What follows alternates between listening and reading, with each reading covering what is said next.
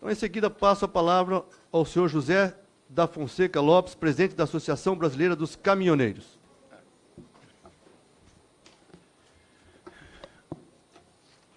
Boa tarde a todos. Na pessoa do presidente da mesa, eu cumprimento todas as senhoras deputadas, deputados, senadores, que estiver presentes, e mais o público presente. Eu quero parabenizar, pelo que eu ouvi na mesa até agora, só mostrou tragédia. Só mostrou tragédia, que é uma realidade que nós vivenciamos aí no dia a dia. Mas eu acho que essa audiência pública aqui hoje, ela tem uma obrigação, um dever muito importante de fazer com que aquilo que vem acontecendo aí fora seja mudado. E só aqui pode mudar isso, nessa casa de leis. É aqui que estão as condições de mudar.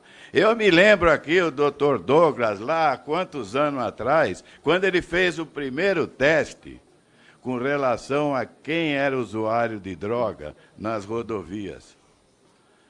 Eu, naquela época, não acreditava nisso ainda. E muitos embates nós tivemos. E foi provado, aos poucos, essa realidade.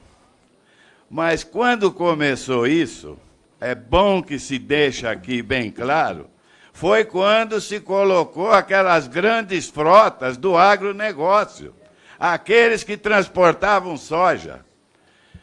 Todos aqueles que lá estavam como motorista não eram registrados, não tinham salário e trabalhavam à base de comissão. E para acontecer isso, essas pessoas tinham que trabalhar até 24 horas por dia. Aí é que vem o problema, a necessidade da sobrevivência. Aí entra o crime organizado no meio. É um pozinho aqui, um perventinho ali, e etc. E a coisa foi pegando.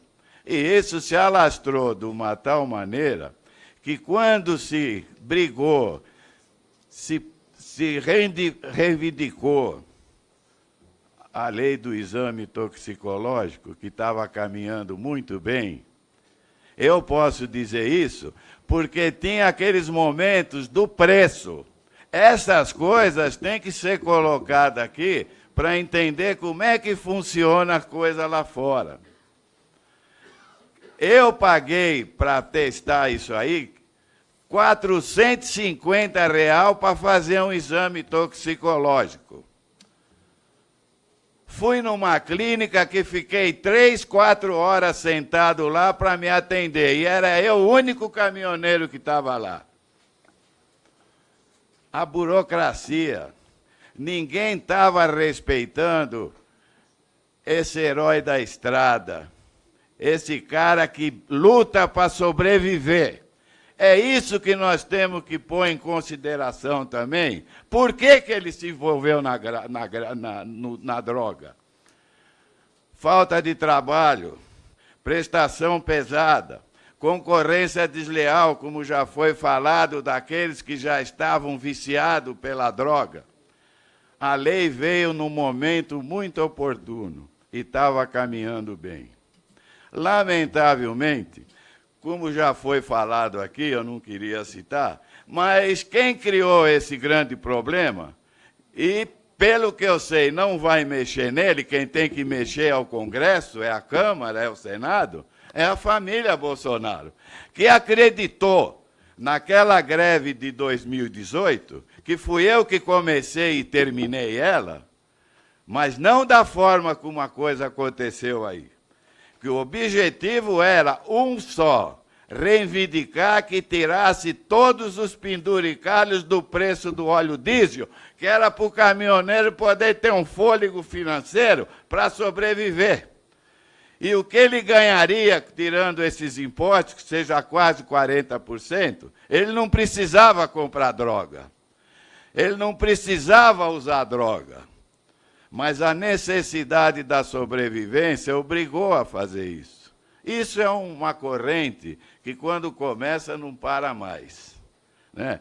Então, o que nós precisamos hoje, e é o apelo que eu faço aqui, respeito tudo aquilo que foi falado aqui, mas tem um outro problema mais grave lá fora. E eu não estou vendo ninguém do governo fazer alguma coisa para melhorar isso. Pelo contrário, estão estragando aquilo que estava feito. Por que acabar com o exame toxicológico? Hoje ele custa R$100 e poucos em qualquer lugar. Hoje tem uma concorrência já em cima disso, que R$100, 120, R$150, o caminhoneiro pagar para fazer esse exame toxicológico não vai deixar ele nem mais pobre, nem mais rico. Mas se ele tiver que pagar um reajuste no óleo diesel, vai deixar ele mais pobre. Essas coisas que o governo precisa entender. É esse o apelo que eu faço para deputados, senadores, como eu coloquei aqui, para que isso mude. Sabe por que tem que mudar? Muita gente que está usando isso aí não é usuário. Ele, às vezes, pega um pouquinho aqui, porque ele tem uma prestação para pagar, tem uma carga para fazer com carga horária marcada, que se ele não chegar no destino naquele dia e naquela hora, ele perde metade do frete dele e não tem para quem reclamar.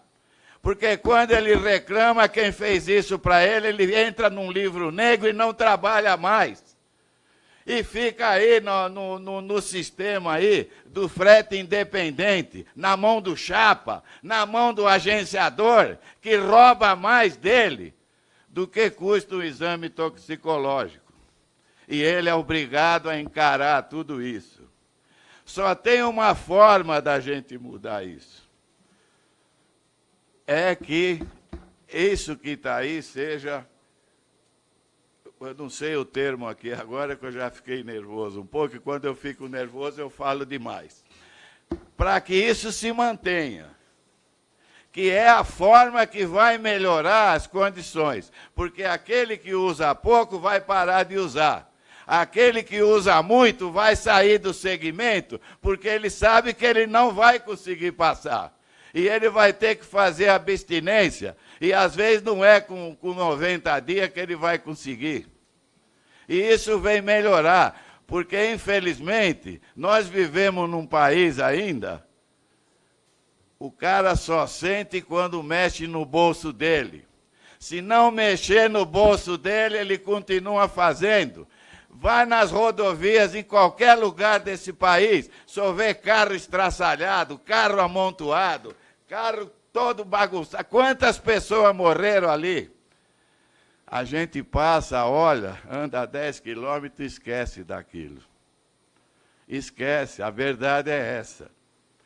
E nós temos que fazer alguma coisa para essas pessoas não esquecer. Lembrar, se eu não fizer o exame, eu não vou conseguir trabalhar. Eu tenho casos de caminhoneiro que nunca se meteu com isso, e quando se meteu 3 meses depois, ele estava doido. Ele ficou na casa dele, ele quase matou a família. Sabe por quê? Porque dava aqueles negócios dele, e a família não sabia o que ele tinha. E quando ele ia ser questionado, ele perdia a cabeça. Eu vi um programa, eu faço parte do Fórum do Trânsito Brasileiro aí de carga, no Ministério da Infraestrutura. Eu vi uma apresentação do pessoal do Ministério da Saúde. Sabe o que eles estavam apresentando lá? Um cartão pró-caminhoneiro. Para o caminhoneiro, em qualquer lugar do Brasil, ele se apresentar com aquele cartão, ele é atendido na hora.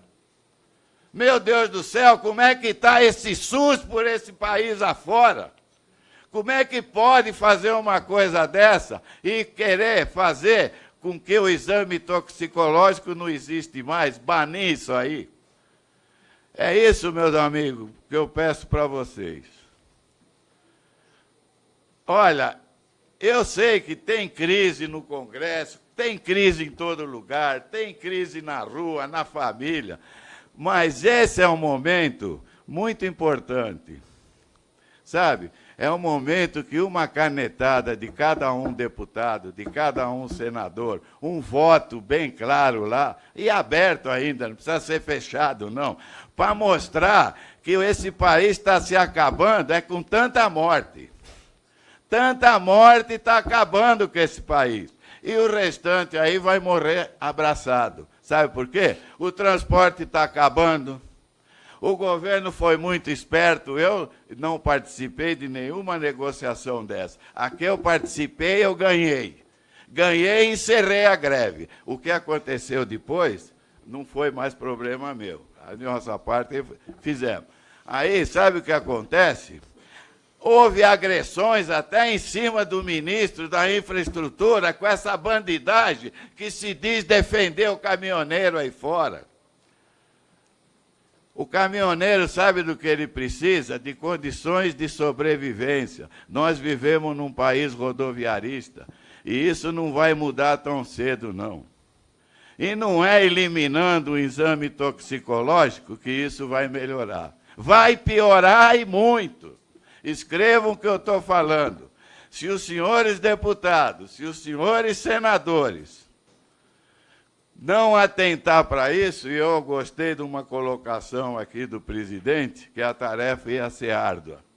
E vai ser muito árdua, presidente, porque se não tiver um grupo que fale, não, vamos acabar com essa pouca vergonha que está aí, daqui a pouco, sabe o que acontece? As estradas brasileiras vão estar na mão da bandidagem, traficante de droga, traficante de arma. Eles que vão tomar conta. Os bons caminhoneiros vai ser tudo jogado fora. E eles é que vão transportar a carga, e a maconha, e a coisa, e as armas, e não vai acontecer nada para eles. É isso que o governo tem que pensar, é isso que o Congresso tem que entender, e dar um basta nisso aí. Nós estamos numa fase agora de dar um basta, minha gente. Nós não podemos ver tudo isso e ficar assim, ó. E é isso que eu espero dos senhores deputados e senadores, das senhoras deputadas, que isso aconteça. Porque não adianta o que os amigos estão falando aqui, sofrimento de 17 anos que perdeu um filho. O que aconteceu nesses 17 anos? Vê a luta árdua que ele está tendo. Mudou alguma coisa? Não mudou. E é aqui que tem que mudar isso aí. E é isso que eu peço aos senhores. Muito obrigado.